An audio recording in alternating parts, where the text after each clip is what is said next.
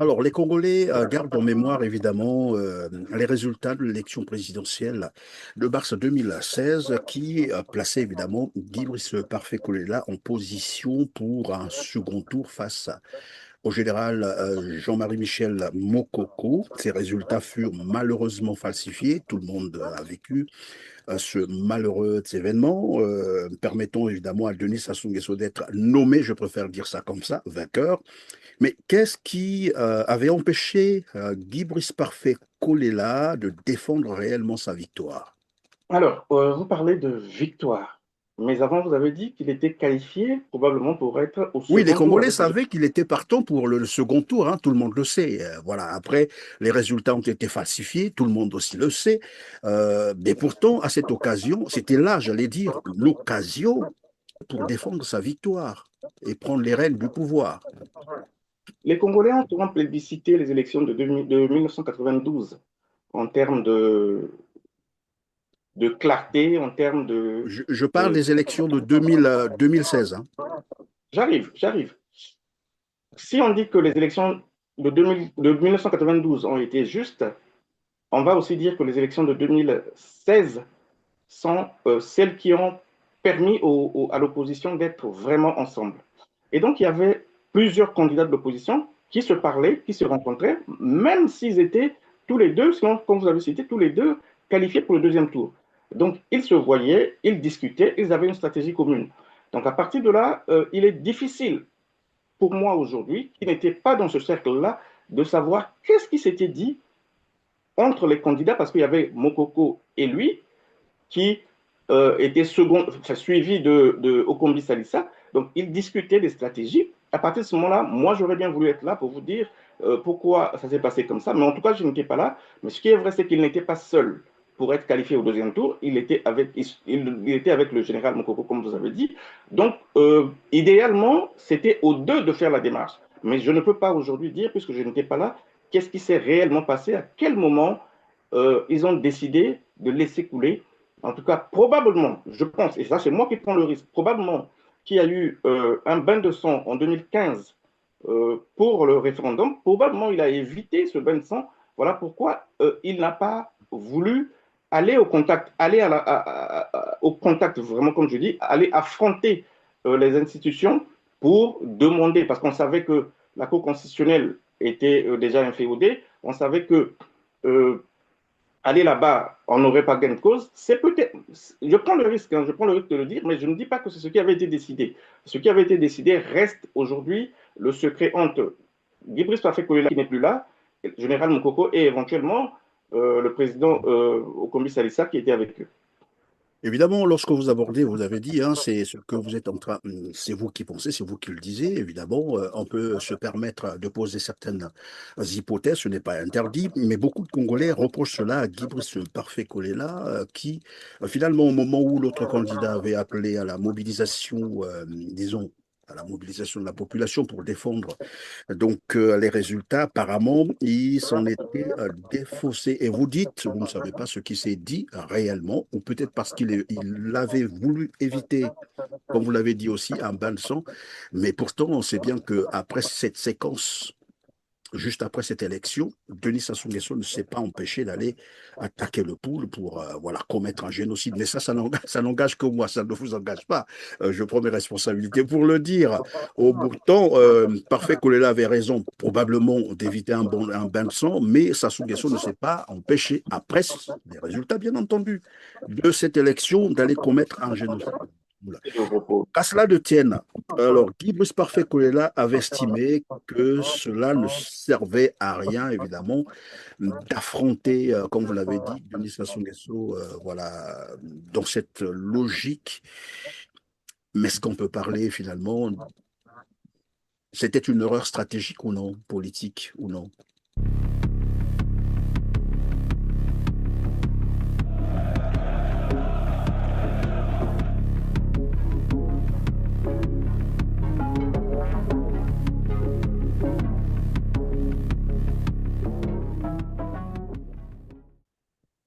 Bonjour à toutes et à tous, merci de suivre R7, mesdames, messieurs. Bienvenue dans Droit de savoir. À l'occasion de la commémoration du 5e anniversaire de la disparition de Guy Brice Parfait Kolela, j'ai le plaisir de recevoir sur ce plateau Rodrigue Kumbila Mavungu, secrétaire à la communication de la Fédération RDP France et Diaspora, pour évoquer évidemment Guy Brice Parfait Kolela, l'homme, son parcours et son héritage politique. Bonjour Rodrigue Kumbila Mavungu. Bonjour Christian Perrin, merci de nous recevoir sur R7.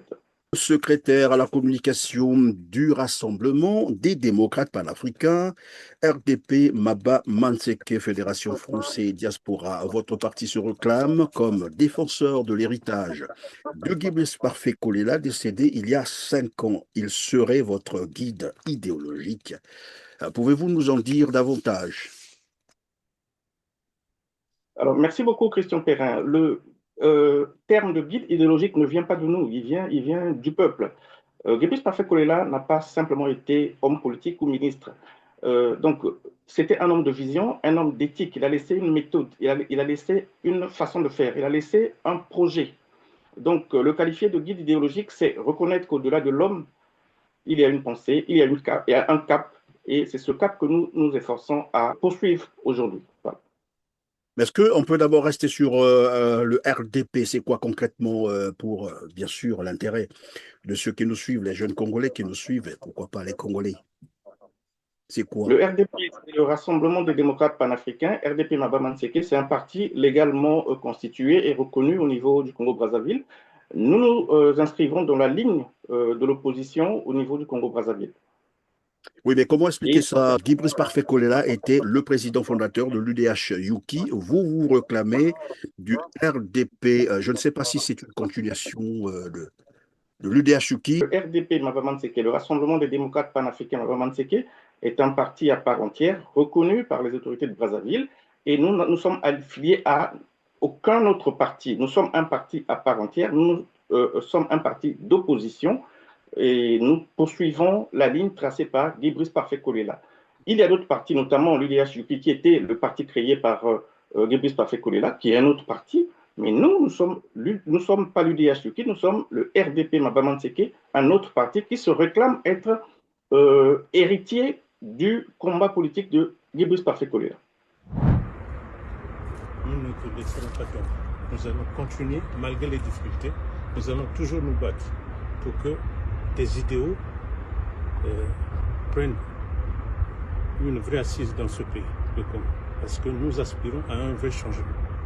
Nous faisons ça beaucoup plus pour nos enfants et nos petits-enfants.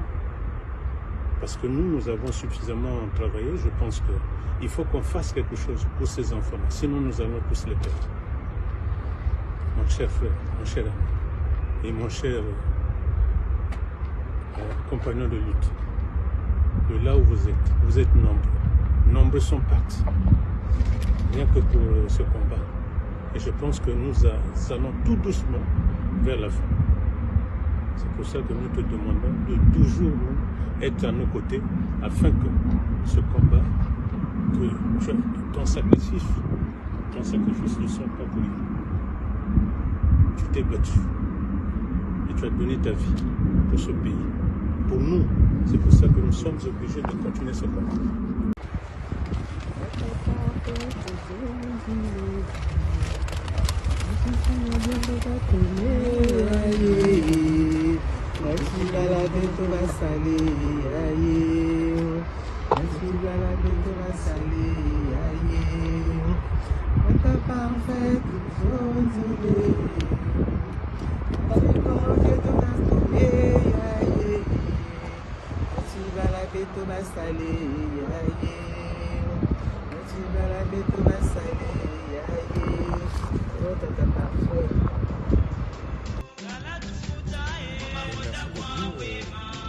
Nous sommes de passage à Paris et nous avons pensé qu'il fallait venir déposer la tombe de notre président. Dans notre parti, nous avons choisi comme guide idéologique. Il fallait nécessairement déposer une tradition.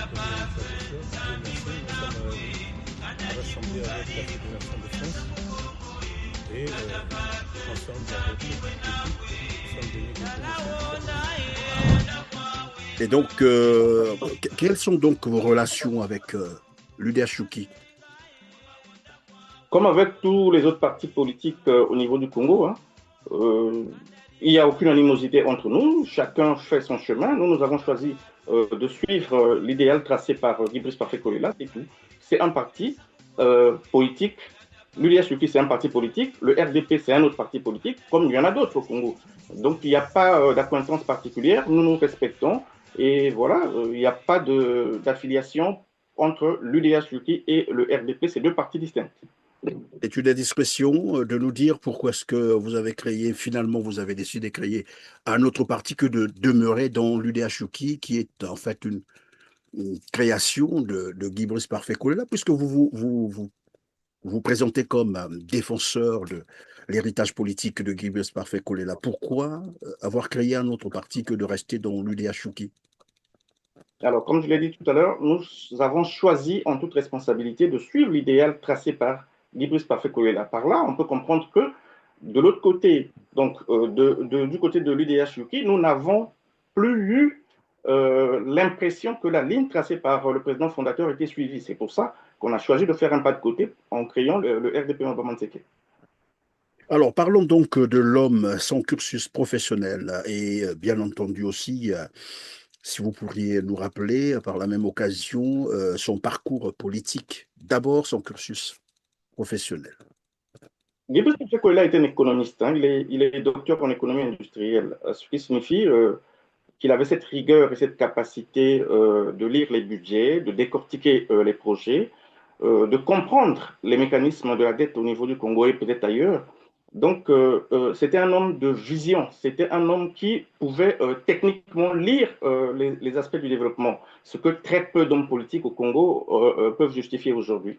Il ne parlait pas en l'air. Pendant que les autres faisaient des promesses, lui, il venait avec des éléments chiffrés pour essayer de traduire ce qu'il disait en chiffres pour le bien-être des Congolais. Donc, Guy Parfait Kolela, comme j'ai dit tout à l'heure, c'était un économiste, c'était quelqu'un qui avait la carrure d'homme d'État, qui était prêt à permettre au Congo de franchir un cap. Vous parlez tout à l'heure de la vision de Guy-Brice Parfait-Kolela. Vous nous avez même rappelé qu'il était docteur en économie. Est-ce qu'on peut en parler? Sa vision, c'est quoi concrètement? Alors, Guy Parfait Kolela, c'était un démocrate humaniste. Pour lui, le développement devrait mettre l'homme au centre.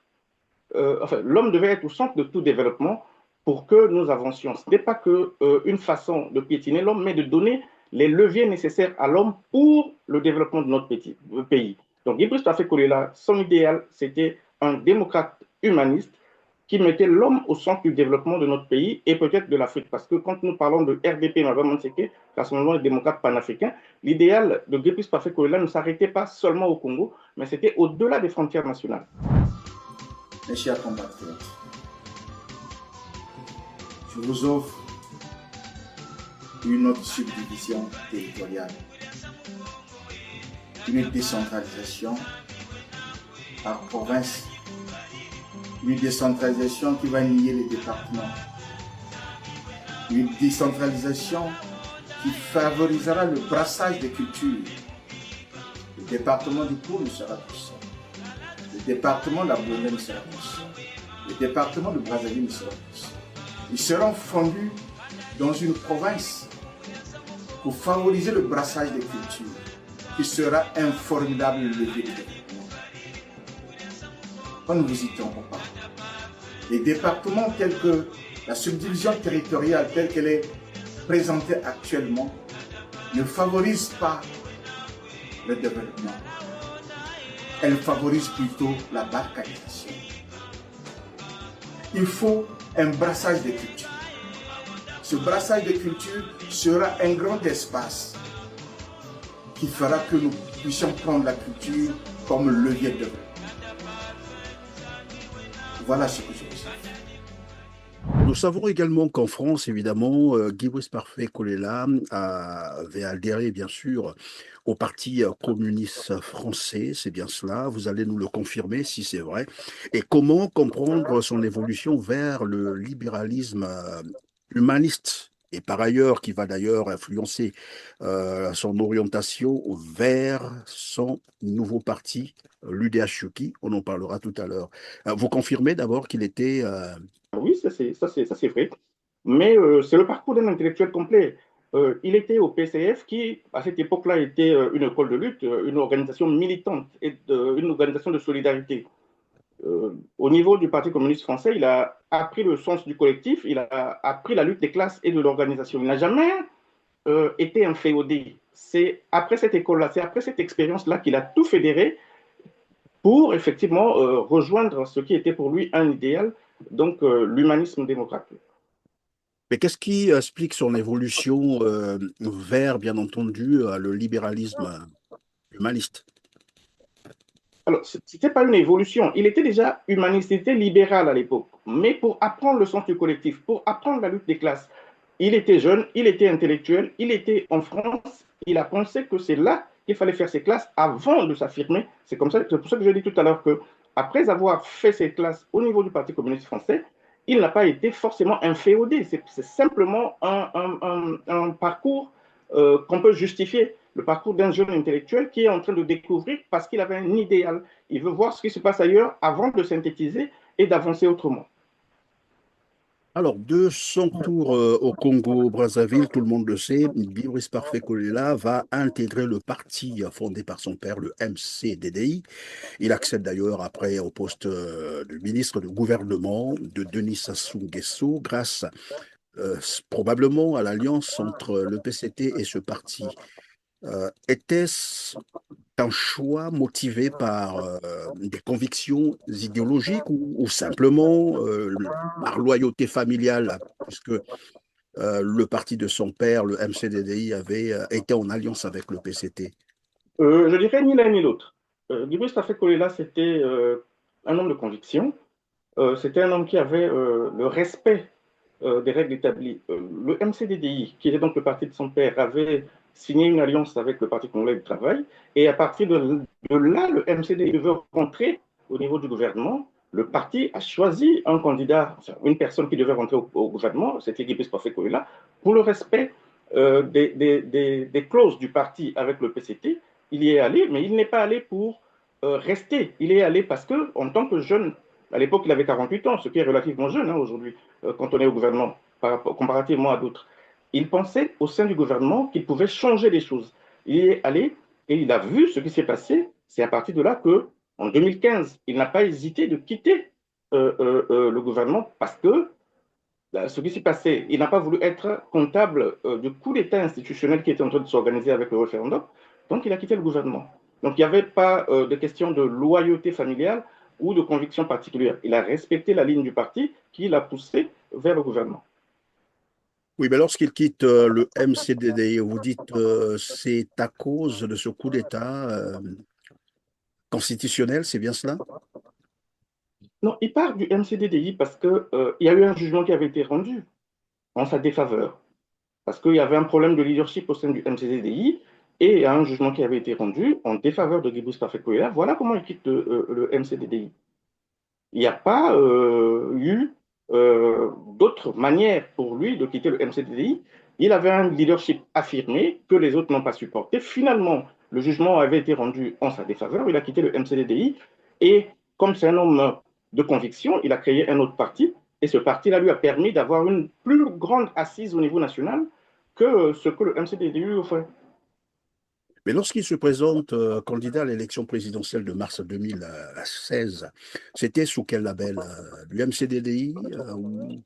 À cette époque, il s'est présenté comme candidat indépendant. Et en tant que candidat indépendant, vous avez bien vu quelles sont les masses, quelles sont les populations qu'il a pu drainer derrière lui. À cette époque, il était candidat indépendant. Il s'est présenté aux élections présidentielles. Je ne sais pas si à cette époque, le NCDDI avait un candidat, mais en tout cas, lui, il est parti en tant qu'indépendant pour se présenter à l'élection présidentielle de 2016. Alors, les Congolais gardent en mémoire évidemment les résultats de l'élection présidentielle de mars 2016 qui plaçait évidemment Guy Brice Parfait Kolela en position pour un second tour face au général Jean-Marie Michel Mokoko. Ces résultats furent malheureusement falsifiés. Tout le monde a vécu ce malheureux événement, permettant évidemment à Denis Sassou Nguesso d'être nommé, je préfère dire ça comme ça, vainqueur. Mais qu'est-ce qui avait empêché Guy Brice Parfait Kolela de défendre réellement sa victoire? Alors, vous parlez de victoire, mais avant, vous avez dit qu'il était qualifié probablement pour être au Oui, les second tour Congolais avec les savaient qu'il était partant pour le second tour, hein, tout le monde le sait. Voilà. Après, les résultats ont été falsifiés, tout le monde aussi le sait.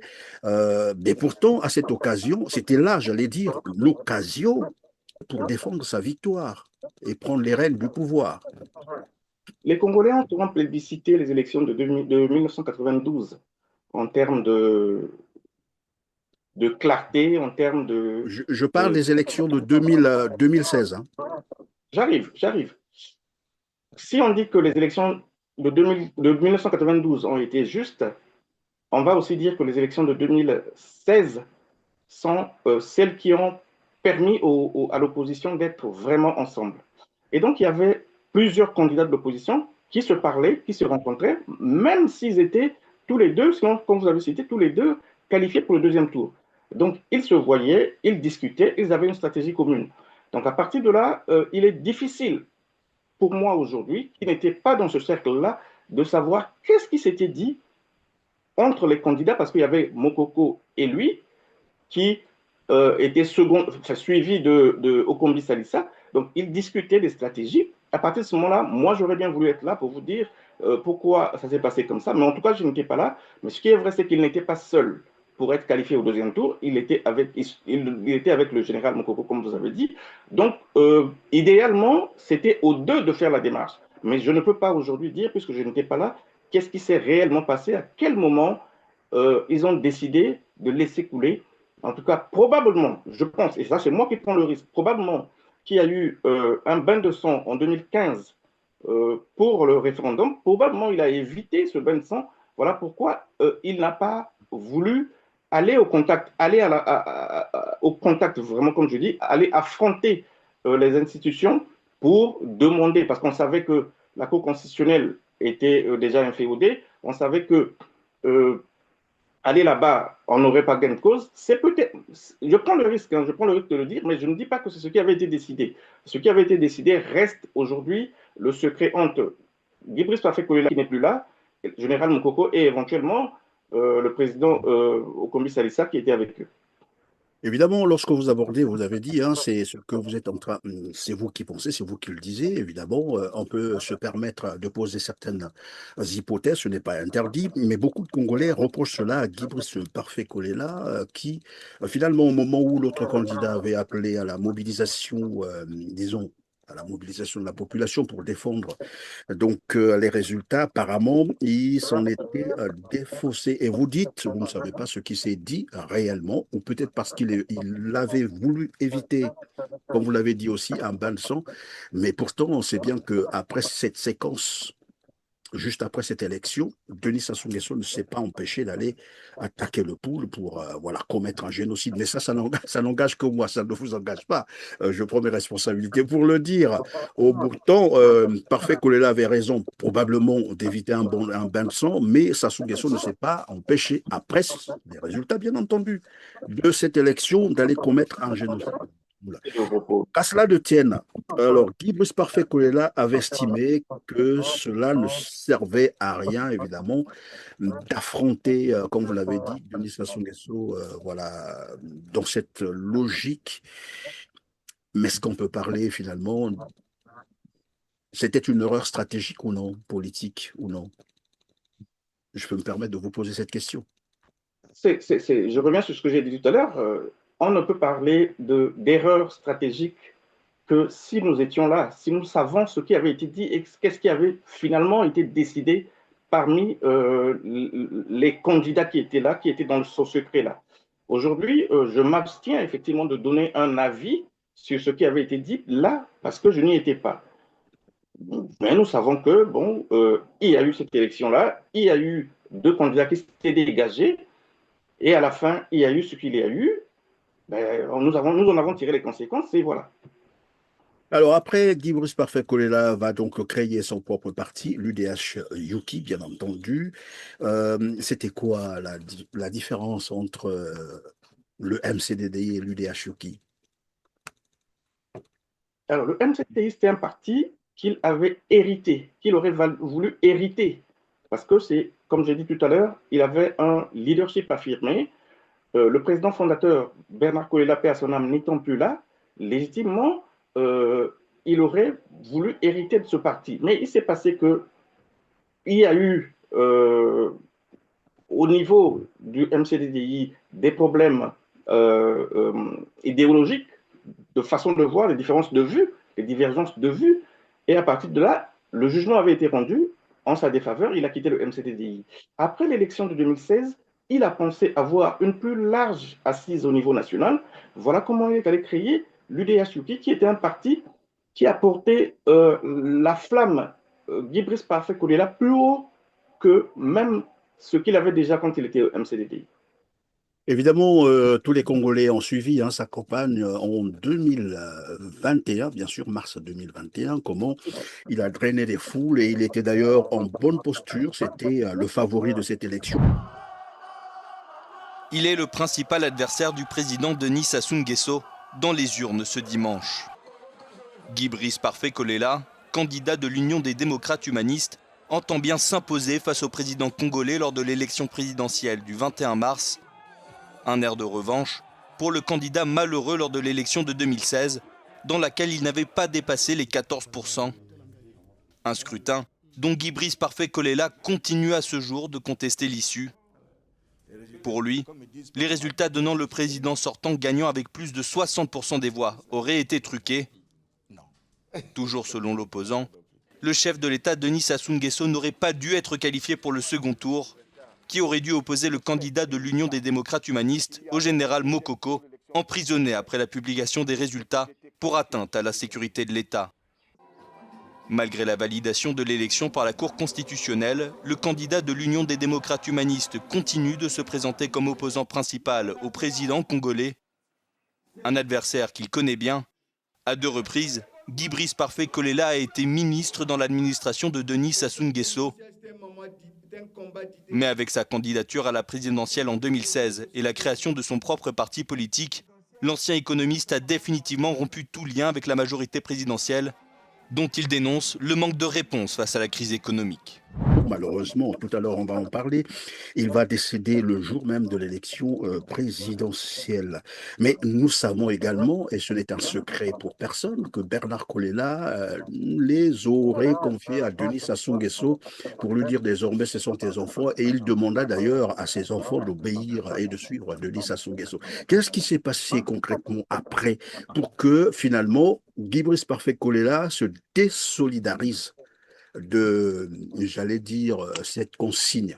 Comme je vous disais tout à l'heure, Guy Brice Parfait Kolela avait le respect des textes. C'est le MCDDI qui avait un rapport, qui avait un accord avec le PCT. Ce n'est pas Guy Brice Parfait Kolela qui avait un accord avec un quelconque membre du PCT. Et il a quitté le gouvernement, il a quitté le MCDDI, il a créé une nouvelle formation politique. C'était légitime pour lui de se présenter à l'élection présidentielle. Ce n'est pas parce qu'il avait des problèmes particulièrement avec le président Sassou, non. C'est parce qu'il s'est jugé à cette époque-là, il a pensé qu'il était normal, il s'est jugé capable de briguer la magistrature suprême, c'est pour ça qu'il est parti aux élections. Maintenant, dire que Bernard Kolela a laissé ses enfants à Sassou, ça c'est un autre sujet. Oui, ça s'est dit, j'ai suivi Mampouya, c'est comme ça qu'on l'appelle, qui rappelait d'ailleurs que, bon voilà, Bernard Kolela les avait légués à Denis Sassou Nguesso, qu'ils appellent d'ailleurs affectueusement papa, en fait. Qui les appelait, puisque Parfait n'est voilà. pas là. Moi, je reste sur le terrain politique, et sur le terrain politique, on ne lègue pas des enfants à quiconque. Moi, je suis sur les aspects politiques de notre discussion. Oui, mais c'est des enfants politiques, à ce que je sache. C'est un peu les enfants politiques qu'on a légués à Sassou Nguesso, à ce que je sache. À partir de ce moment-là, si c'est les enfants politiques, on ne peut pas appeler le président Sassou par papa. Il y aurait forcément une autre dénomination. Nous savons dans notre culture que le papa du voisin peut être appelé papa. Mais nous sommes sur un terrain politique. Guy Brice Parfait Kolela, président d'un parti politique, large assise au niveau national, il a pensé être capable de briguer la magistrature suprême parce qu'il avait des aspirations. il avait une vision pour le Congo et qui répondait aux aspirations du peuple congolais. C'est pour ça qu'il s'est présenté. Voilà. Alors, parlons donc de cette élection de mars 2021 où malheureusement, voilà, s'est produit ce drame le jour même de l'élection présidentielle, le 21 mars 2021. Que vous inspire cette disparition brutale, j'allais dire tragique? Pour vous, c'était quoi? Une simple coïncidence? C'est une grande perte pour le Congo, pour la classe politique congolaise, pour la famille. C'était un homme d'État, comme j'ai dit, c'était un homme qui avait la carrure d'un homme d'État, c'était un homme politique. Et donc, c'est une grande perte pour notre pays. Oui, mais est-ce que vous avez cherché à savoir voilà, les circonstances de son décès jusqu'à la date d'aujourd'hui, savoir tout de même pourquoi et comment est-il décédé le jour de l'élection présidentielle? Vous avez cherché à le savoir? Je vais me limiter aux conclusions du médecin légiste français qui a dit qu'il est décédé des suites du Covid-19. Et donc, officiellement, c'est la seule information que nous avons. Je me limite à ça. Mais au niveau du Congo, au niveau de la République du Congo, est-ce qu'il y a eu tout de même cette reconnaissance officielle de l'homme qui était Guy Brice Parfait Kolela, ou peut-être une organisation, pourquoi pas, d'un événement qui pouvait marquer officiellement, évidemment, la disparition de cet homme politique, qui n'était pas les moindres? Alors, je profite donc de votre plateau pour demander effectivement la reconnaissance euh, nationale de Guy Brice Parfait Kolela, qui était un grand homme politique au niveau de notre pays. Donc, la Fédération RDP France et Diaspora, dirigée par Monsieur Guy-Michel Balossat, et le RDP, dans sa plus grande diversité, demande aujourd'hui la reconnaissance de Guy Brice Parfait Kolela dans le patrimoine national congolais comme étant un grand homme qui a œuvré pour le bien-être des Congolais. C'est normal, hein, ce n'est que légitime que nous demandons cela aujourd'hui, parce que nous sommes, nous, au niveau du RDP, les héritiers de l'idéal de Guy Brice Parfait Kolela, mais ça va au-delà du RDP, ça va au-delà du parti.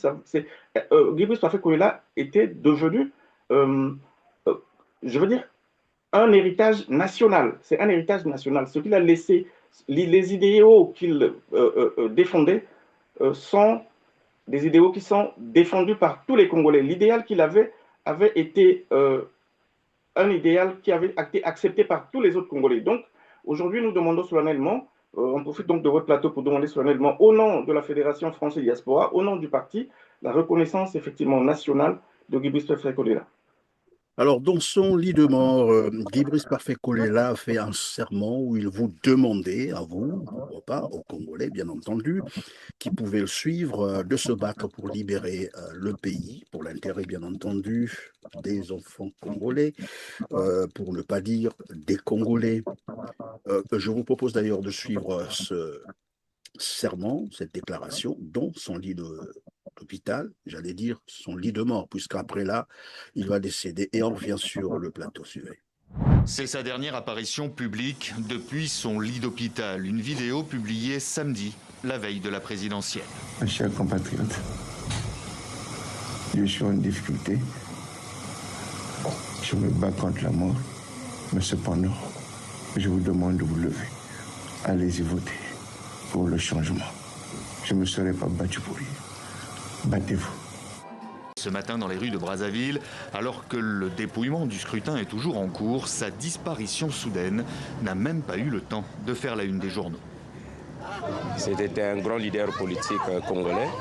Et puis tout le monde, surtout la jeunesse, avait la vision visée vers lui. Et derrière lui, les gens, surtout le peuple congolais, espéraient vraiment le changement avec lui. À 61 ans, il apparaissait comme étant le seul vrai rival du chef de l'État sortant. Lui qui promettait le changement de tourner la page des 36 années de l'ère Sassou Nguesso. Le président sortant misait déjà sur une réélection dès le premier tour, mais pour certains, cet événement totalement inattendu doit changer la donne. C'est un scrutin qui perd de crédibilité, qui perd même tout son sens. Hein, vous voyez, un challenger, un candidat de cette envergure qui disparaît pendant que nous sommes en train de voter, mais ça laisse tout le monde dans l'étonnement. Et c'est justement pour lever toute forme de doute et comme le veut la procédure dans ce type de décès que le parquet de Bobigny, près de Paris, vient d'ouvrir une enquête pour déterminer les causes de la mort du candidat à la présidentielle. Quant aux résultats provisoires de ce premier tour, ils sont toujours prévus d'ici la fin de la semaine. Rodrigue Kombila Mavungu, qu'avez-vous fait de ce serment? Vous qui, voilà, vous réclamez de défendre l'idéologie, l'héritage politique de Guy Brice Parfait Kolela, puisqu'aujourd'hui, finalement, on se rend compte que son parti, l'UDH-UKI, est en lambeaux, la vérité c'est ça, et vous, vous êtes allé créer un autre parti. Bon, il vous a demandé de vous battre. Si le RDP existe, effectivement, c'est parce que nous sommes en train de suivre ce combat-là. Il nous a demandé de nous battre pour le bien-être de notre pays, pour nos enfants, et c'est pour ça que nous avons pensé que ce combat-là ne pouvait plus être légitime là où nous étions au niveau de l'ancien parti. Nous avons créé un autre parti pour poursuivre ce combat.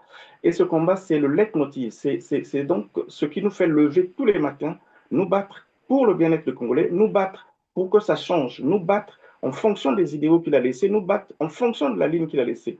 Donc c'est un message qui n'avait pas été adressé seulement à ses partisans, mais c'est un message qui avait été laissé à tous les Congolais. Aujourd'hui, nous voyons ce qui se passe. Manque de courant, manque d'eau, manque d'emploi. Le combat qu'il a demandé, l'appel qu'il a lancé de nous battre, c'est effectivement pour que nous ayons le courant, pour que nous ayons l'eau, c'est pour que nous ayons des emplois, pour que nous soyons le Congolais retrouve sa dignité, pour que les hôpitaux soignent, pour que les enseignants enseignent, pour que le Congolais effectivement retrouve sa dignité et pour que le Congo retrouve ses lettres de noblesse sur l'échiquier international. Alors, le Congo vient là de voter pour un nouveau président de la République. Je vais les mettre comme ça entre guillemets. Il y a eu une élection présidentielle. Les résultats sont connus. Point besoin de les rappeler parce que finalement, c'est des résultats qui énervent tous les Congolais. Alors, d'abord, pourquoi vous ne vous n'êtes pas présenté à l'élection présidentielle? Et depuis quand existe votre organisation politique? Alors, le RDP a été reconnu comme parti au Congo depuis juin 2025 et nous ne nous sommes pas présentés pour des raisons simples. C'est une décision, je veux dire, légitime et assumée de notre parti de ne pas nous présenter aux élections présidentielles de mars 2026. Le RDP, je veux dire, la Fédération de France, dans son assemblée générale du 24 janvier, avait décidé qu'on ne présenterait pas de candidat. Et au niveau du secrétariat général, le 7 février 2026, cette décision a été divulguée pour devenir une décision du parti. Nous ne partons pas aux élections. D'ailleurs, notre président, le président de la Fédération France, M. Guy-Michel Balossat, s'est présenté à la rencontre de l'opposition au Sénat français. Il a réitéré cette décision, sinon cette position du RDP de ne pas participer aux élections présidentielles. Mais c'était quoi, pardon, Rodrigue, de vous couper comme ça, c'était quoi les raisons, c'était quoi?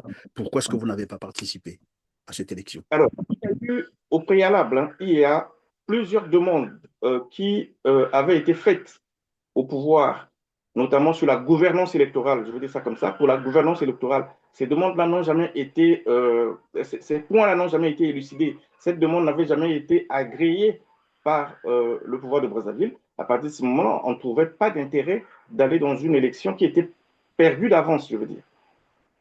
Et vous avez connaissance des résultats actuels de ce scrutin, les scrutins du 12 et 15 mars 2026. Quelle analyse faites-vous de ces résultats? Nous les avons suivis comme vous sur les médias.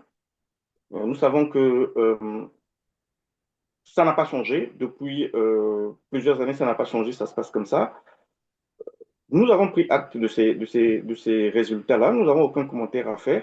Non, pardon, excusez-moi, ça n'a pas changé, ça se passe comme ça. C'est-à-dire, est-ce que vous pouvez être beaucoup plus explicite? On a parlé de l'élection 2016 où il y avait deux candidats qui étaient passés, qui étaient normalement ceux qui devaient aller au deuxième tour. On a vu ce qui s'est passé. Donc pour nous, ce n'était pas une surprise. La gouvernance électorale, les demandes qui avaient été faites par l'opposition n'avaient jamais eu gain de cause. Donc, nous n'y sommes pas allés, comme je l'ai dit tout à l'heure, pour des raisons qui nous sont propres, par rapport au fait que ces demandes n'ont jamais été agrégées. Donc, ces résultats ne nous surprennent pas. et nous n'avons pas de commentaires à faire autour de cela. Et qu'est-ce que vous en dites de ces résultats? Mais les Congolais savent qui a voté, on peut tromper, hein, on peut tromper une partie du peuple à un moment, mais on ne peut pas tromper tout le peuple tout le temps. Aujourd'hui, les Congolais deviennent de plus en plus matures, de plus en plus politiques, et je pense qu'ils savent qui a gagné, qui n'a pas gagné, pourquoi ça s'est passé comme ça. Alors, je vais vous laisser donc conclure cette émission sur, bien entendu, les perspectives de votre organisation politique, votre parti politique RDP. C'est quoi concrètement? Alors, merci beaucoup déjà pour nous avoir donné ce plateau hein, pour parler du RDP, notamment de Guy-Brice Parfait Kolela, qui aujourd'hui est le guide idéologique du RDP Maba-Manseke. Notre parti est un nouveau parti. Nous sommes en train de nous installer sur toute l'étendue du territoire national. Nous sommes en train d'installer les bureaux au niveau des départements et au niveau des villes. Et donc, les perspectives, c'est qu'en 2027, on va voir ce qui va se passer. Mais pour l'heure, nous sommes en train de structurer notre parti au niveau national. Et quel est le souhait que vous émettez sur, voilà, Guy-Brice Parfait Kolela, qui est encore enterré en France, c'est ça, non? Que je sache. Oui, c'est comme j'ai dit tout à l'heure, hein, nous demandons, je réitère dans cette demande du RDP Maba-Manseke, que Guy-Brice Parfait Kolela soit reconnu au niveau national, qu'une reconnaissance nationale officielle soit faite sur la personne de Guy-Brice Parfait Kolela, qui est aujourd'hui un héritage national de tous les Congolais. Merci Rodrigo Kambina Mavungu d'avoir été avec nous. Je rappelle que vous êtes secrétaire à la communication du Rassemblement des démocrates panafricains, RDP, Maba Manseke Fédération France et Diaspora. Ça a été un plaisir de vous avoir encore eu sur notre plateau, d'avoir répondu à nos questions. Merci beaucoup, à très bientôt. Je vous en prie, mesdames, messieurs. C'est la fin de cette émission. Merci de nous avoir accompagnés. Merci de nous avoir suivis. Surtout, merci de votre fidélité. On se retrouve très prochainement. Merci.